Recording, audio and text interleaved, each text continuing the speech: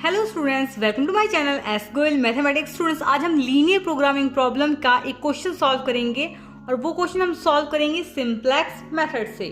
तो ये क्वेश्चन आपका आया हुआ है 2020 एमएससी मैथमेटिक्स बीकानेर यूनिवर्सिटी में। तो क्वेश्चन है हमारे पास मिनिमाइजेशन का।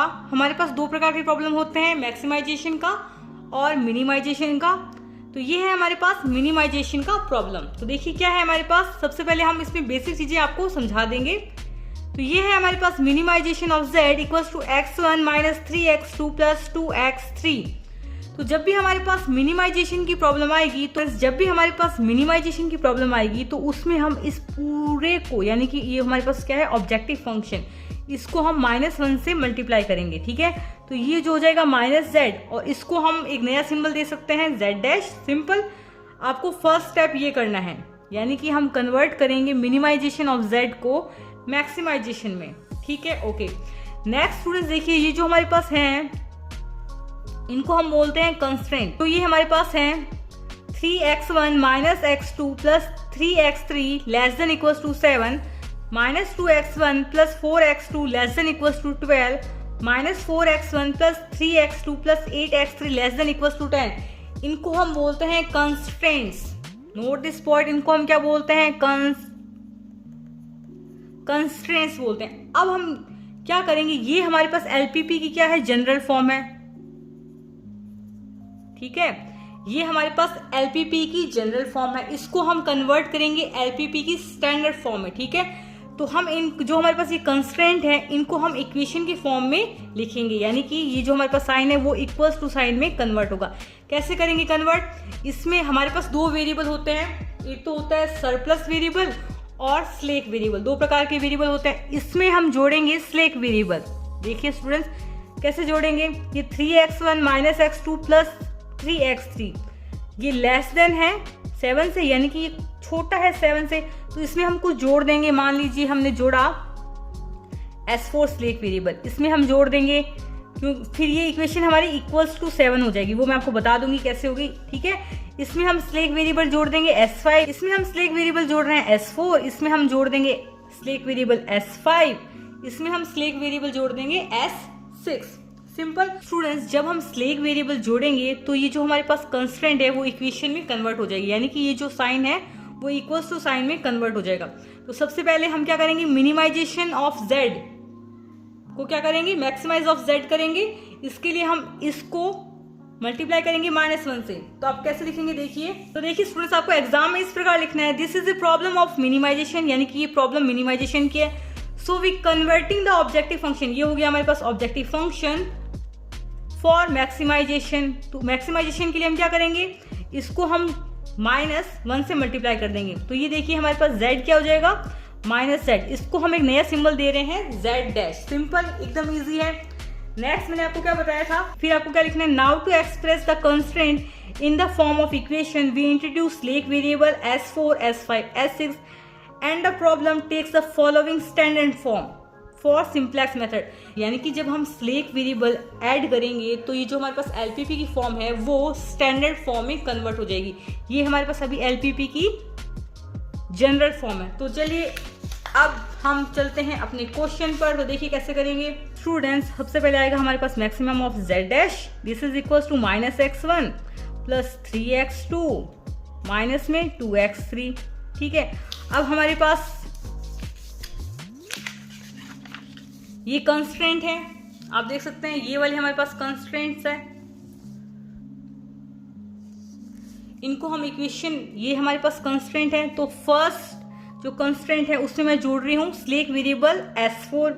तो देखिए स्लैक वेरिएबल को कैसे जोड़ते हैं, subject to 3x1 minus x2 plus 3x3 S4 हमारे पास स्लैक वेरिएबल हो गया। फिर यहां पर आएगा इक्वल्स टू का sign and this is equals to 7। ठीक है, सेकेंड हम जोड़ रहे हैं -2x1 प्लस 4x2। अब इसमें हम स्लैक वेरिएबल जोड़ रहे हैं S5 and this is equals to 12। ठीक, नोट दिस पॉइंट स्टूडेंट्स, जब हम इक्वेशन बना रहे हैं तो उसमें हम स्लैक वेरिएबल की कॉस्ट या स्लैक वेरिएबल का कोफिशिएंट 1 लेते हैं। ये आपको नोट कर लेना है, वापस देख लीजिए। तो देखिए स्टूडेंट्स, जब हम कंस्ट्रेंट में स्लेक वेरिएबल जोड़ते हैं तो उनका कोफिशिएंट होता है 1, ठीक है। तो लास्ट लिखिए -4x1 प्लस 3x, ये देखिए यहां से 3x2 plus 8x3 plus s6 equals to 10। देखिए स्टूडेंट्स, हमें इन स्लेक वेरिएबल को मैक्सिमाइज ऑफ z डैश में भी ऐड करना है। तो कैसे करेंगे, यहाँ पर हमारे पास जो स्लेक वेरिएबल होंगे उनकी कोफिशिएंट यहाँ पर हमारे पास 0 होगा, यानी कि इस प्रकार होगा। प्लस में हम जोड़ेंगे स्लेक वेरिएबल यहाँ पर 0.s4, 0 मल्टीप्लाई बाय s4, ठीक है, plus 0 multiply by s5 plus 0 multiply by s6, ठीक है। तो देखिए स्टूडेंट्स, इक्वेशन में हमारे पास स्लेक वेरिएबल के कोफिशिएंट होंगे 1 and maximization of z dash में स्लेक वेरिएबल के कोफिशिएंट होंगे 0। अब हम इसे मैट्रिक्स फॉर्म में लिख सकते हैं। तो कैसे लिखेंगे देखिए,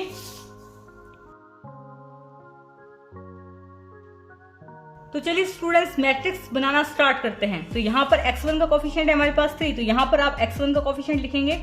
यहाँ पर x1 का कोफिशिएंट है हमारे पास -2, यहाँ पर x1 का कोफिशिएंट है -4। आपको इस प्रकार लिखना है, इजी है ये। तो यहाँ पर x2 का कोफिशिएंट है -1, फिर हमारे पास x2 का कोफिशिएंट है प्लस का 4 लिख सकते हैं इसको।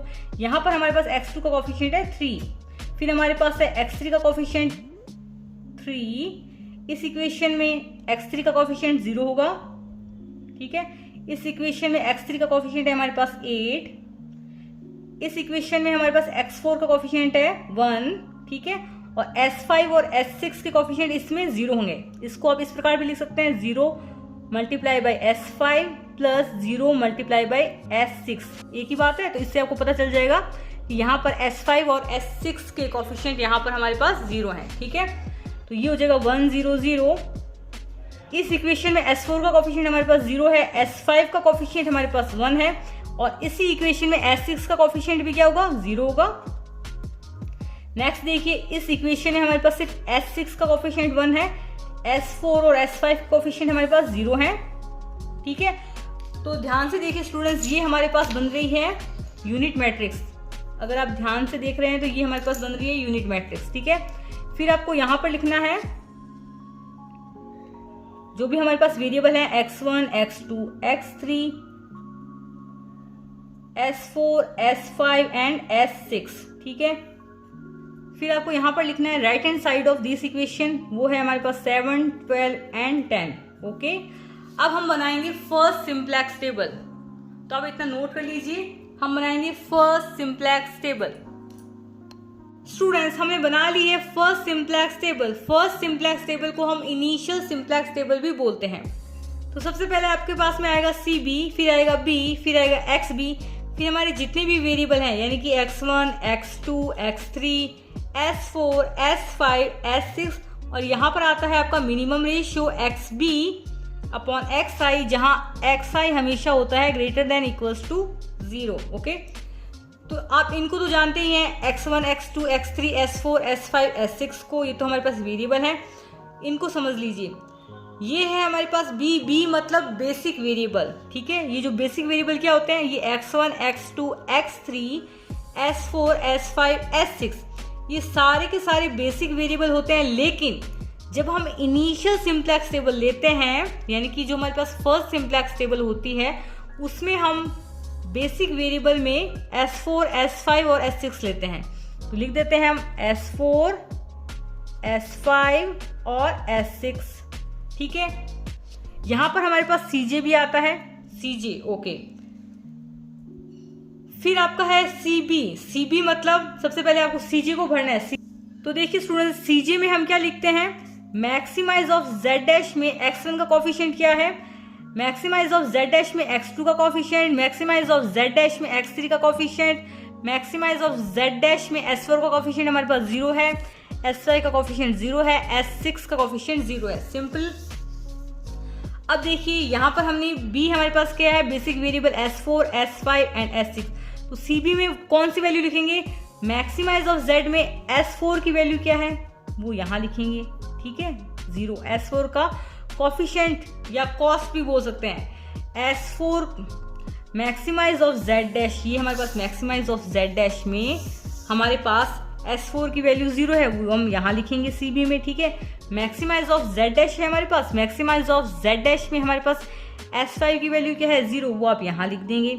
And maximize of Z dash में आप देख सकते हैं S6 की वैल्यू हमारे पास क्या है 0, तो वो हम यहाँ लिख देंगे, ठीक है। ये हो गया आपके पास में टेबल। अब आपको क्या लिखना है XB, XB क्या होता है, right hand side of these equation, यानी कि 7, 12 एंड 10। तो लिखिए ये हो गया हमारे पास 7, ये हो गया हमारे पास 7, 12 एंड 10। सिंपल। स्टूडेंट्स इसको एक बार वापस समझ लीजिए। सबसे पहले हमारे पास फर्स्ट सिंप्लेक्स टेबल, इसमें हमारे पास है बेसिक वेरिएबल। बेसिक वेरिएबल में हम यहाँ पर वो वेरिएबल लेते हैं जो हमने अलग से इंट्रोड्यूस किए हैं। हमने अलग से इंट्रोड्यूस क्या किया है, S4, S5, S6 लिख दिया। अब मैक्सिमाइज ऑफ जेड डैश में हमारे पास S4, S5 एंड S6 की कॉस्ट बोल सकते हैं, या S4, S5 एंड S6 का कोफिशिएंट क्या है, तो 0 है, इसका भी 0 है, यहाँ पर भी 0 है। S4 का coefficient maximize of Z dash में 0 है, S5 का coefficient maximize of Z dash में 0 है, S6 का coefficient maximize of Z dash में 0 है। CJ में हम क्या लिखते हैं, CJ में हम वो वैल्यू लिखते हैं जो मैक्सिमाइज ऑफ जेड डैश में X1 का कोफिशिएंट क्या है हमारे पास में, X2 का कोफिशिएंट क्या है, X3 का कोफिशिएंट क्या है, S4 का कोफिशिएंट क्या है, S5 का कोफिशिएंट की वैल्यू क्या है एंड S6 का कोफिशिएंट की वैल्यू क्या है, वो वैल्यूज लिख दिए। अब आपको देखिए यहाँ पर क्या फिल करना है, यहाँ पर आपको ये जो हमने मैट्रिक्स बनाई है वही फिल करनी है। जो हमने ये मैट्रिक्स बनाई है ना, इसको कॉपी कीजिए और यहाँ पर पेस्ट कर देंगे। तो देखिए यदि आप कॉपी पेस्ट नहीं करना चाहते तो आप किस प्रकार इसको भर सकते हैं, तो देखिए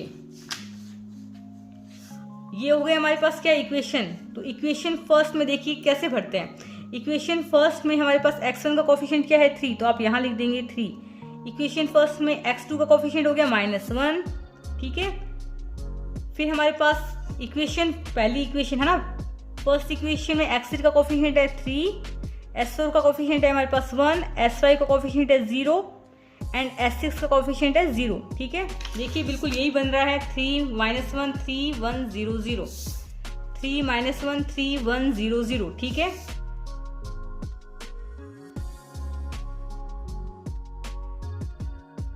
तो अब मैं डायरेक्ट लिख सकती हूँ, आप समझ गए होंगे। ये है हमारे पास -4 3 8 0 0 1, ओके। अब हम सबसे पहले कैलकुलेट करेंगे, यहाँ पर आपका आता है ZJ - CJ। अब हम कैलकुलेट करेंगे ZJ - CJ। तो सबसे पहले ZJ की वैल्यू लिख लीजिए। ZJ हमारे पास होता है समेशन में CB XI, ठीक है। ZJ होता है हमारे पास समेशन में CB XI। तो इसकी वैल्यू कैसे कैलकुलेट करेंगे, देखिए CB में हमारे पास वैल्यू है 0 0 0। तो आप इस प्रकार भी समझ सकते हैं कि जो इनिशियल सिंप्लेक्स टेबल होती है उसमें हमारे पास ZJ की वैल्यू हमेशा 0 ही होती है, क्योंकि इसमें हमारे पास CB की एलिमेंट्स की जो वैल्यू होती है वो 0 होती है। तो इन एलिमेंट्स का किसी के भी साथ भी हम मल्टीप्लाई करेंगे तो वो 0 ही आएगा। लेकिन फिर भी मैं आपको समझा देती हूँ, क्योंकि हमें आगे तो कैलकुलेट करना पड़ेगा ZJ को। तो कैसे करेंगे देखिए। तो सबसे पहले आपको CB लेना है, ये हो गया CB की वैल्यू यहाँ पर है हमारे पास 0, CB का फर्स्ट एलिमेंट 0, मल्टीप्लाई बाय हमें करना है X1 के फर्स्ट एलिमेंट से। हम इस प्रकार कर रहे हैं 0 × 3 प्लस, ठीक है, 0 × -2, 0 × -2 प्लस 0 × -4, 0 × -4, ठीक है। तो यहाँ पर हमारे पास ZJ की वैल्यू इसमें क्या आएगी 0, ठीक है।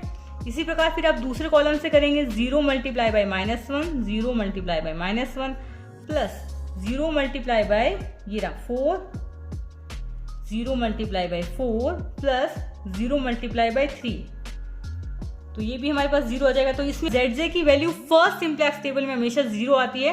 तो यहाँ पर आप ये भी ध्यान रख सकते हैं ZJ - CJ first simplex table में हमेशा -CJ रहेगा, क्योंकि ZJ की वैल्यू तो हमारे पास 0 आएगी। सिंपल। इसके लिए ऐसे करेंगे 0 × 3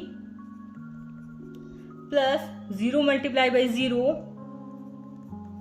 प्लस 0 × 8, ठीक है। ये भी आपका 0 हो जाएगा। फिर देखिए यहाँ पर 0, अब S4 के लिए CB S4 0 × 1, 0 × 1 plus 0 × 0 plus 0 multiply by 0, क्योंकि ये आपको आगे भी कैलकुलेट करना है तो आपको यहाँ पर इसको कैसे कैलकुलेट करते हैं वो आना चाहिए। S5 के लिए देखिए कैसे करेंगे, S0 multiply by 0 plus 0 multiply by 1 plus 0 multiply by 0, simple. इसी प्रकार S6 के लिए 0 multiply by 0 plus 0 multiply by 0 plus 0 multiply by 1, simple है, ओके। तो यहाँ पर हमारे पास ZJ हमेशा 0 रहेगा, तो ZJ की वैल्यू हमारे पास 0 है, 0 माइनस 1, 0 माइनस 1 है, ठीक है, तो ये वैल्यू 1 आएगी। 0 माइनस 3, 0 माइनस 3 तो माइनस 3, 0 माइनस 2 तो ये हो जाएगा 2, 0 माइनस 0 ये 0 हो जाएगा, ये 0 माइनस 0 0 और ये 0 माइनस 0 0 हो जाएगा। तो कैसे किया देख लीजिए, मैं आपको ये वाला बता देती हूँ। देखिए ZJ हमारे पास 0 है, ठीक है, ZJ हमारे पास 0 है, माइनस का साइन, ठीक है, माइनस 3, ZJ हमारे पास 0 है, माइनस CJ हमारे पास क्या है 3, तो ये हो गया हमारे पास माइनस का 3।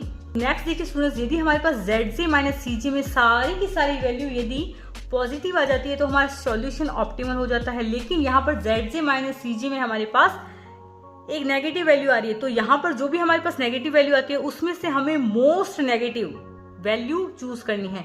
तो यहाँ पर मोस्ट नेगेटिव वैल्यू हमारे पास -3 है। मोस्ट नेगेटिव वैल्यू के सामने वाला कॉलम हमारे पास होता है की कॉलम, ठीक है, मोस्ट नेगेटिव वैल्यू के सामने वाला कॉलम होता है हमारे पास की कॉलम, ओके। अब हम फाइंड करेंगे की रो, और ये वेरिएबल होता है, ये इसके सामने वाला कॉलम तो हो गया की कॉलम, और ये वेरिएबल जो है हमारे पास x2 वो हो गया हमारे पास इनकमिंग वेरिएबल। तो यहां पर आप लिख सकते हैं इनकमिंग वेरिएबल, इनकमिंग वेरिएबल क्या है हमारे पास x2, इनकमिंग वेरिएबल हमारे पास क्या है x2। वापस देख लीजिए, most negative value ZJ minus CJ की जो हमारे पास मोस्ट नेगेटिव वैल्यू है उसके सामने वाला कॉलम है वो की कॉलम कहलाता है, और जो ये वेरिएबल होता है वो होता है हमारे पास इनकमिंग वेरिएबल। अब हम फाइंड करेंगे की रो, नोट दिस पॉइंट स्टूडेंट्स, ये है हमारे पास है की कॉलम, आप लिख लीजिएगा, ये है हमारे पास KEY की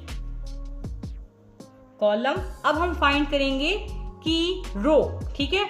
तो की रो फाइंड करने के लिए हम मिनिमम रेशियो फाइंड करेंगे। मिनिमम रेशियो क्या होता है, XB अपॉन XI। यहाँ पर XI क्या होता है, XB अपॉन की कॉलम, की कॉलम के जो एलिमेंट होते हैं, यानी कि XB अपॉन की कॉलम के एलिमेंट, ठीक है, यानी कि हम लिख सकते हैं इसको XB अपॉन X2, ठीक है, XB अपॉन X2, यानी कि XB के एलिमेंट अपॉन की कॉलम क्या हो गया हमारे पास, ये वाला की कॉलम के एलिमेंट, ठीक है, XB अपॉन X2।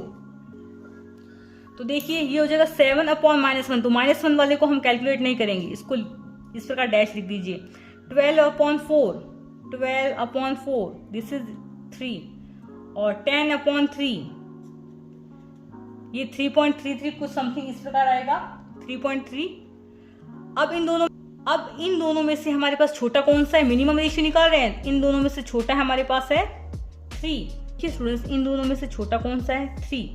तो इस 3 के सामने वाली जो रो है हमारे पास वो होगी हमारे पास की रो, और जो ये एलिमेंट हमारे पास इंटरसेक्ट कर रहा है की रो और की कॉलम में उसको हम बोलते हैं की एलिमेंट, ठीक है। ये मैं आपको समझाने के लिए लिख रही हूँ, आपको एग्जाम में नहीं लिखना है, ठीक है।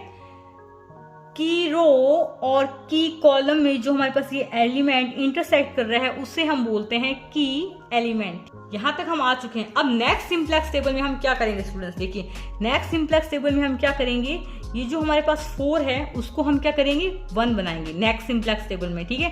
बस ये है हमारे पास सेकंड सिंप्लेक्स टेबल, इसमें ये जो वैल्यू रहेगी वो सारी की सारी सेम रहेगी। तो यहाँ पर देखिए स्टूडेंट्स हमारे पास इनकमिंग वेरिएबल क्या है x2, इनकमिंग वेरिएबल हमारे पास क्या है x2। कैसे निकालते हैं, की कॉलम के सामने वाले एलिमेंट यानी कि x2 हमारे पास है इनकमिंग वेरिएबल। इसी प्रकार ये हमारे पास क्या है की रो के सामने वाले एलिमेंट यानी कि ये जो की रो है इसके सामने वाला एलिमेंट S5 हमारे पास क्या होगा, बाहर निकल जाएगा, ये हो गया हमारे पास आउटगोइंग वेरिएबल। यानी कि स्टूडेंट्स जो हमारे पास नेक्स्ट सिंप्लेक्स टेबल होगी उसमें यहाँ पर S5 की जगह हम लिखेंगे x2। तो देखिए S4 और S6 में हमारा कोई चेंज नहीं होगा। तो देख सकते हैं स्टूडेंट्स ये हमने लिख दिया S4 देख सकते हैं स्टूडेंट्स, ये लिख दिया हमने S4। S5 हमारे पास क्या है, आउटगोइंग वेरिएबल। S5 की जगह हम क्या लिखेंगे, X2। X2 है हमारे पास इनकमिंग वेरिएबल, तो ये हो गया हमारे पास incoming variable X2।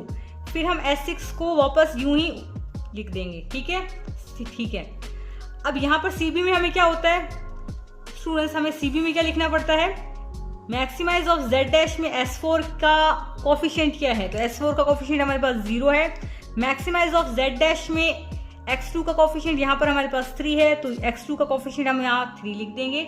Maximise of Z dash में X6 का कोफिशिएंट क्या है, 0, तो वो हम यहाँ पर 0 लिख देंगे। तो सिंपल आप यहाँ तक समझ गए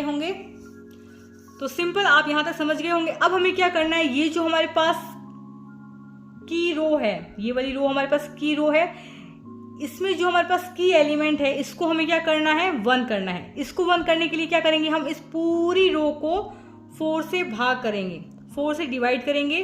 तो 4 से डिवाइड करेंगे तो इसको डायरेक्ट करते हैं, देखिए 12/4 क्या होगा, 1 चौका चौको 2 चौका 8 3 चौक 12, तो ये 3। आपको ये डायरेक्ट नहीं करना है, लिख लिख के करना है, क्योंकि इसमें गड़बड़ होने की संभावना ज़्यादा रहती है। तो मैं आपको बता देती हूँ क्योंकि मैंने पहले से कैलकुलेशन कर रखी है। तो आपको इस प्रकार करना है, ठीक है, R2 dash upon R2 dash, तो ये वाली हमारे पास नई रो होगी। आप इसको मान लीजिए R2 डैश, तो ये जो हमारे पास नई वाली रो है इसको मान लीजिए R2 डैश, इसको मान लीजिए R1 डैश, और ये हो गई हमारे पास R3 डैश, ठीक है। इसी प्रकार ये वाली रो हो गई हमारे पास में R3, और ये हो गई हमारे पास R1, ठीक है। अब देखिए हमें इसको 1 करना है, तो हम इस पूरी रो को 4 से भाग देंगे, ठीक है। यानी कि R2 डैश, ये जो नई रो क्या आएगी हमारे पास, R2 डैश क्या आएगी, R2/4, यानी कि R2, ये जो पूरा R2 है उसमें हम इसको भी शामिल करेंगे, 12 को भी, ठीक है। ये जो पूरा R2 में हम क्या कर देंगे, 4 से भाग दे देंगे। तो देखिए R2 डैश को हम लिख सकते हैं R2/4, तो आपकी वैल्यू कुछ इस प्रकार की आएगी, 3 -1/2 1 0 0 1/4 और 0। आप देख सकते हैं ये है हमारे पास R2 का एलिमेंट है 12 -2 4 0 0 1 0, इसमें हमने 4 का भाग दिया है, ठीक है। तो आपके पास में नई रो कुछ इस प्रकार की आएगी जो कि हमने यहाँ पर लिख दी है। तो ये है हमारे पास की एलिमेंट जो हमारे पास पिछली रो में था। तो आप इस प्रकार निशान लगा सकते हैं ताकि आपको पता चल जाए कि ये हमारे पास पिछली रो में की एलिमेंट था, ठीक है। अब हमें इस जो हमारे पास ये की एलिमेंट होता है इसके ऊपर वाले एलिमेंट को भी 0 करना पड़ता है और इसके नीचे वाले एलिमेंट को भी 0 करना पड़ता है, यानी कि हमें यहाँ भी 0 चाहिए और यहाँ भी हमें 0 चाहिए। सिंपल, यहाँ भी हमारे पास 0 आना चाहिए और यहाँ भी हमारे पास 0 आना चाहिए। तो कैसे आएगा, तो देखिए स्टूडेंट्स हमारे पास ये है R2 डैश, ठीक है। अब हम निकालेंगे R1 डैश। R1 डैश में हमें यहाँ पर चाहिए 0 और हेल्प लेंगे हम इस R2 डैश की। अब हम निकालेंगे R1 डैश, ठीक है। R1 डैश हम कैसे निकाल सकते हैं, अब हमें यहाँ पर चाहिए 0, 4 के ऊपर वाला एलिमेंट हमें करना है 0। तो यदि मैं इस R1 में प्लस कर दूं R2 डैश को, देखिए यहाँ पर हमारे पास 1 है और यहाँ पर हमारे पास -1 है, यानी कि यदि मैं इसको और इसको जोड़ दूं तो ये एलिमेंट हमारे पास जो यहाँ पर आएगा, जो नई रो आएगी R1 डैश की, उसमें यहाँ पर एलिमेंट हमारे पास 0 आ जाएगा, आएगा ही, बिल्कुल ही आएगा। तो मैं R1 डैश को मैं लिख सकती हूँ R1 प्लस R2 डैश, ठीक है। तो इसको आप कैलकुलेट करेंगे तो देखिए मैंने कैलकुलेट कर रखा है, ये R1 डैश को हम लिख सकते हैं R1, ये हो गया R1 की सारी वैल्यू प्लस R2 डैश, तो ये हो गई हमारे पास R2 डैश की सारी वैल्यू। तो देखिए ये वाला एलिमेंट था हमारे पास में, इसको हमें 0 करना था। जैसे ही हमने इसमें R2 डैश को प्लस किया तो देखिए -1 + 1 मिलकर ये 0 बन गया और जो भी आपकी सारी वैल्यू आ रही है वो आप देख सकते हैं 7 + 3 10 हो जाएगा, 3 - ½ हो जाएगा 5/2, -1 + 1 0, 3 + 0 3, 1 + 0 1, 0 + 1/4 1/4 और ये 0 + 0 0, ठीक है। अब ये सारी वैल्यू आप इसमें लिख देंगे R1 डैश में। तो सबसे पहले आपको क्या करना है, इस 1 के ऊपर वाले एलिमेंट को 0 करना है, हमने 0 कर दिया, किसकी हेल्प से, R2 डैश की हेल्प से, ठीक है। तो ये आ रहा है हमारे पास, देखिए 10 5/2 0 3 1 1/4 और ये हो गया हमारे पास 0। सिंपल। अब देखिए हमें क्या करना है, अब हमें इसको 0 करना है, यानी कि जो हमारे पास नई नेक्स्ट रो आएगी R3 डैश में, उसमें हमें ये वाला एलिमेंट 0 चाहिए। तो कैसे करेंगे, इसके लिए भी हम इस R2 डैश की हेल्प लेंगे।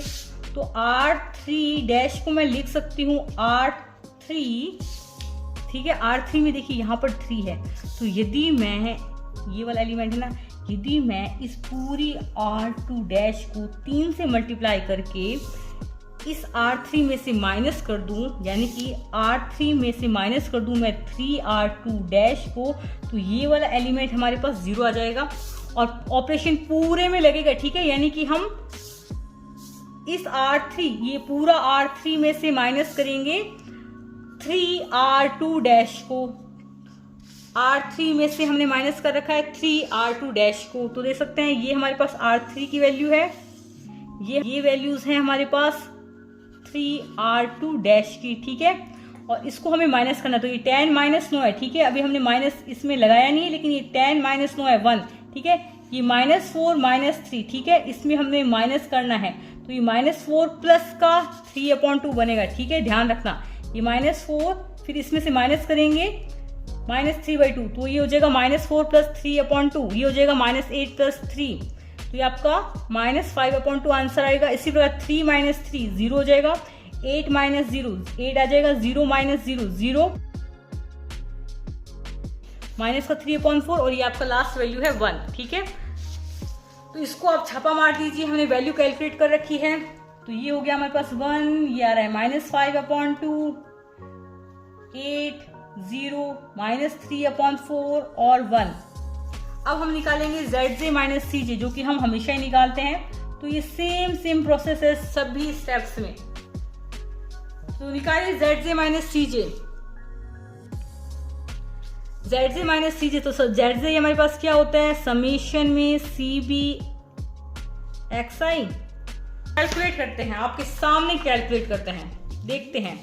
तो देखिए कैसे करेंगे, 0 × 5/2, 0 × 5/2 प्लस, इसको भूलिएगा मत क्योंकि इसमें कैलकुलेशन में आपकी गड़बड़ हो सकती है, प्लस 3 × -1/2। तो इसको हमें 3, ये इसको माइनस ही कर देते हैं क्योंकि ये -1/2 है। तो 3 × -1/2 प्लस ये हो जाएगा, देखिए प्लस में 0 × -5/2, तो ये 0 ही हो जाएगा। तो देखिए स्टूडेंट्स, ZJ की वैल्यू आ रही है हमारे पास -3/2, इसमें से हम माइनस करेंगे CJ, तो ये -CJ हमारे पास, CJ की वैल्यू हमारे पास क्या है -1, तो ये हो जाएगा -3/2 + 1, तो ये हो जाएगा हमारे पास -3 + 2/2, ये हो जाएगा हमारे पास -1/2। तो लिखिए यहाँ पर पहली वैल्यू आई हमारे पास -1/2। अब देखिए 0 की इससे साथ करेंगे, 0 + 3 × 1, 3 + 0 × 0, ये तो इजी हो रहा है, ठीक है। तो 3 × 1 3 -3, ZJ 3 आया, -3 CJ, ZJ हमारे पास 3 आया, -CJ हमारे पास 3 है, दिस इज इक्वल टू 0, तो ये वैल्यू आएगी हमारे पास 0, ठीक है। तो देखिए 0 की मल्टीप्लाई करेंगे 3 से, 0 प्लस 3 की मल्टीप्लाई करेंगे 0 से, 0 इसकी 0 से करेंगे, 0 की मल्टीप्लाई करेंगे 8 से, 0, तो ये ZJ तो आया हमारे पास 0, माइनस CJ हमारे पास -2 है, इसका आप बिल्कुल ध्यान रखें। ये ZJ है माइनस, तो CJ हमारे पास -2 है, तो हमारे पास ZJ - CJ की वैल्यू +2 आ जाएगी, ठीक है। ये हो गई हमारे पास 2 वैल्यू। ये देखिए 0, 3 × 0, 0 प्लस ये भी हो गया 0 एंड 0 - 0, ये तो इजी है 0।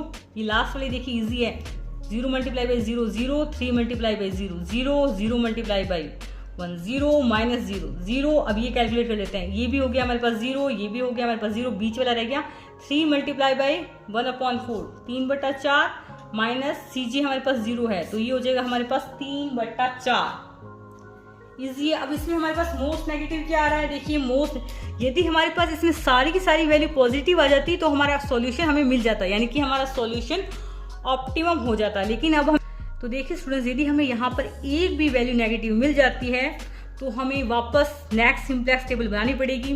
तो हमारे पास यहाँ पर मोस्ट नेगेटिव वैल्यू क्या है, -1/2, तो ये हो जाएगा हमारे पास की कॉलम, सेम ही प्रोसेस है, एकदम सेम प्रोसेस है। मोस्ट नेगेटिव वैल्यू देखी हमने और मोस्ट नेगेटिव वैल्यू के सामने वाला कॉलम क्या हो गया, की कॉलम, और ये हमारे पास क्या हो गया, इनकमिंग वेरिएबल। की कॉलम के सामने वाला वेरिएबल क्या हो गया हमारे पास, इनकमिंग वेरिएबल। तो लिखिए यहां इनकमिंग वेरिएबल, इनकमिंग वेरिएबल है हमारे पास x1, ठीक है। अब हम निकालेंगे आउटगोइंग वेरिएबल। आउटगोइंग वेरिएबल के लिए हमें क्या निकालना पड़ता है, मिनिमम रेशियो। मिनिमम रेशियो हमारे पास क्या होता है, xb upon xi, xb upon xi, और xi कौन सा होता है, की कॉलम के एलिमेंट। तो xb हमारे पास देखिए ये है 10, और नेगेटिव वैल्यू को हम कैलकुलेट नहीं करेंगे, यानी कि ये हमारे पास देखिए मिनिमम रेशियो में होता है हमारे पास xb अपॉन xi, और xi हमारे पास हमेशा ग्रेटर देन 0 होना चाहिए, ठीक, ग्रेटर देन इक्वल्स टू 0 होना चाहिए। तो देखिए हमारे पास मिनिमम रेशियो में a की वैल्यू निकलेगी, तो देखिए 3 अपॉन -1 अपॉन 2, तो इसको कैलकुलेट नहीं करेंगे, ठीक है। और ये होगा 1 अपॉन -5 अपॉन 2, इसको भी कैलकुलेट नहीं करेंगे, तो सिर्फ इसको कैलकुलेट करेंगे 10 अपॉन 5 अपॉन 2, तो ये ऊपर चला जाएगा, ये हो जाएगा हमारे पास 20/5। तो स्टूडेंट्स ये हो जाएगा हमारे पास इसके सामने वाला रो, की रो, ये हो गया हमारे पास की रो, सिंपल। और जो ये इंटरसेक्ट कर रहा है एलिमेंट, यानी कि ये जो की कॉलम और ये जो की रो के बीच में जो हमारे पास एलिमेंट है 5/2 जो इंटरसेक्ट कर रहा है, उसको हम बोलते हैं की एलिमेंट। ये है हमारे पास की एलिमेंट, ठीक है। ये की रो, ये की कॉलम, ये की रो, और ये जो इंटरसेक्ट कर रहा है एलिमेंट वो की एलिमेंट, ठीक है। ये आपको एग्जाम में नहीं लिखना है की एलिमेंट, मैं आपको बताने के लिए बता रही हूं। अब देखिए सेम ही प्रोसेस है, क्या करना है, जो हम नेक्स्ट थर्ड सिंप्लेक्स टेबल बनाएंगे उसमें हमें इसको यानी कि 5/2 को तो 1 करना है, और इसके नीचे वाले एलिमेंट्स को यानी कि -1/2 और -5/2 इनको हमें 0 करना है। तो इसको हमें इस रो में हमें इसको 1 करना है। जो भी हम ऑपरेशन लगाएंगे वो पूरी की पूरी रो में होगा, ठीक है। तो यदि हमें इस एलिमेंट को 1 करना है तो मैं इस पूरी रो में यदि मैं 2/5, ये देखिए ये हमारे पास 5/2 है, यदि मैं इसको मल्टीप्लाई कर दूं 2/5 से तो यहाँ पर 1 बन जाएगा। तो यानी कि मैं इस पूरी रो को मल्टीप्लाई करूं, यानी कि स्टूडेंट्स मैं इस पूरी रो को अगली नेक्स्ट सिंप्लेक्स टेबल में मल्टीप्लाई करके लिखूंगी 2/5 से। तो जो हमारे पास रो आएगी उसको मैं बोल सकती हूँ r1 ठीक है। फिर हम r1 की सहायता से इस एलिमेंट को 0 करेंगे और इस एलिमेंट को भी 0 करेंगे, ठीक है। फिर वापस हम zj माइनस cj निकालेंगे और मिनिमम रेशियो निकालेंगे। तो चलिए हमारी लास्ट टेबल है, तो बने रहें वीडियो में। स्टूडेंट्स जब हम नेक्स्ट सिंप्लेक्स टेबल बनाएंगे उसमें इस एलिमेंट को 1 करेंगे। इस एलिमेंट को 1 करने के लिए हम इस पूरी रो को 2/5 से मल्टीप्लाई करेंगे, ठीक है। और इसके जो नीचे एलिमेंट होते हैं इन दोनों को हम 1 करेंगे, जो हमारे पास नई वाली रो आती है। तो आप देख सकते हैं स्टूडेंट्स मैंने कैलकुलेशन कर रखी है। तो r1 हो जाएगा हमारे पास, हमने क्या किया है r1 को मल्टीप्लाई कर दिया है 2/5 से। तो जो भी हमारे पास r1 था उसको हमने 2/5 से मल्टीप्लाई कर दिया, तो ये हमारे पास नई रो आई और ये हमारे पास है वो एलिमेंट जिसको हमने 1 किया था, आप देख सकते हैं। अब देखिए स्टूडेंट्स हमारे पास जो ये 5/2 है इसके नीचे वाले दोनों एलिमेंट को हमें 0 करना होता है, ठीक है। r1 में हमारे पास यहाँ है 1, ठीक है। इन दोनों में मैं क्या ऑपरेशन लगाऊं कि यहाँ पर जो हमारे पास नेक्स्ट एलिमेंट आए, जो रो बनेगी नेक्स्ट, उसमें यहाँ पर ये 0 हो जाए। तो ये देखिए -12, तो यदि ये हमारे पास +12 हो जाए तो जो हमारे पास नेक्स्ट रो आएगी r2 उसमें वो अगला एलिमेंट हमारे पास क्या हो जाएगा 0। तो मैं क्या कर रही हूँ इस r2 में प्लस कर रही हूँ, r2 में प्लस कर रही हूँ हाफ ऑफ r1 तो देखिए हमारा ये वाला एलिमेंट क्या हो जाएगा, ये वाला एलिमेंट है हमारे पास, ये है, ये जो सारी वैल्यूज हैं वो है हमारे पास r2 की, ये जो सारी वैल्यूज हैं वो है हमारे पास r2 की, ठीक है। ये है हमारे पास हाफ r1 ठीक है, और उसको हमने r1 को हाफ से मल्टीप्लाई करके लिखा है। तो ये देखिए ये हो गया हमारे पास -12 और ये हाफ r1 में ये हो गया हमारे पास हाफ। इन दोनों वैल्यूज को हम जोड़ेंगे तो हमारे पास कुछ इस प्रकार की वैल्यूज आएगी। तो ये हो गई हमारे पास सेकंड रो। इसी प्रकार देखिए हमारे पास r3 क्या है, इसमें हमें इस एलिमेंट को जो भी हम ऑपरेशन लगाएंगे सारी रो में लगाएंगे, ठीक है। तो R3 डैश में हमारे पास यहाँ पर है -5/2। अब हमें इसको करना है 0 R1 डबल डैश की सहायता से, ठीक है। तो यहाँ पर है हमारे पास -5/2। तो यदि मैं इसको इस पूरी R1 डबल डैश की रो को 5/2 से मल्टीप्लाई कर दूँ, यानी कि R3 plus 5/2 R1 double dash, तो R3 में देखिए ये सेकेंड एलिमेंट हमारे पास है -5/2। तो यदि मैं R1 डबल डैश को मल्टीप्लाई कर दूं 5/2 से, पूरी रो को करेंगे, ठीक है, मल्टीप्लाई कर दूं 5/2 से, तो यहाँ पर एलिमेंट हमारे पास 5/2 बन जाएगा। और भी सारे जो मल्टीप्लाई करेंगे वो आप लिख लीजिएगा, आपको लिखकर बताया हुआ है, आप देख सकते हैं, सारी कैलकुलेशन की हुई है। तो ये जो हमारे पास एलिमेंट होगा -5/2 और +5/2, तो ये हमारे पास क्या हो जाएगा 0, यानी कि ये वाला एलिमेंट भी हमने 0 कर दिया और ये वाला एलिमेंट भी हमने 0 कर दिया। बिल्कुल पिछला जो हमने पीछे किया था, इस एलिमेंट को 1 किया था, फिर इसको 0 किया था, इसको 0 किया था with the help of new row. जो न्यू रो थी हमारे पास, जैसे इसमें R1 डबल डैश है और पिछले में जो भी थी उसकी सहायता से, ठीक है। तो आप कैलकुलेशन करने के बाद हमने ये सारी वैल्यू लिख दी है। ये R1 डबल डैश की वैल्यू थी, ये देख सकते हैं, ये हमारे पास 1 के नीचे की सारी वैल्यू हमारे पास 0 और 0 आ गई। तो इसका आप स्क्रीनशॉट ले लीजिएगा, मैं इसको थोड़ा छोटा कर देती हूँ। सिंपली आपको कैलकुलेट करना है और कुछ नहीं करना है, जैसे हमने पिछली बार कैलकुलेट किया है वैसे ही आपको कैलकुलेट करना है। सारी की सारी कैलकुलेशन है और काफ़ी इजी है, लेकिन आपको कैलकुलेशन में काफ़ी ध्यान रखना पड़ेगा। तो देखिए यहाँ पर हमने थोड़ी सी गलती की थी, तो उसको हमने सुधारा है। थोड़ी सी कैलकुलेशन से आपका आंसर भी बिगड़ जाता है, तो इसका आप ध्यान रखिएगा। क्वेश्चन 8 नंबर में आया है, लेकिन 20 नंबर जितना लॉन्ग है, कमाल की बात है। कोई ज़रूरी नहीं है, लेकिन क्या करें, इसमें टाइम भी काफ़ी लग रहा है, तो इसमें आपकी स्पीड काफ़ी होनी चाहिए। तो देखिए कि स्टूडेंट्स, R1 डबल डैश की हमारे पास यहाँ पर सारी वैल्यू आ गई, R2 डबल डैश की मैंने सारी वैल्यू लिख दी है, सेम ही प्रोसेस है। और ये हो गई हमारे पास R3 डबल डैश की वैल्यू। अब हमें निकालना है ZJ माइनस CJ। आपको पता है ZJ माइनस CJ कैसे निकालते हैं, फिर भी मैं आपको बता देती हूँ। ZJ हमारे पास होता है समेशन में CB, ZJ हमारे पास होता है समेशन में CB मल्टीप्लाई बाई XI। तो कीजिए, देखिए ये तीनों वैल्यू इजी है, तो देखिए कैसे किया।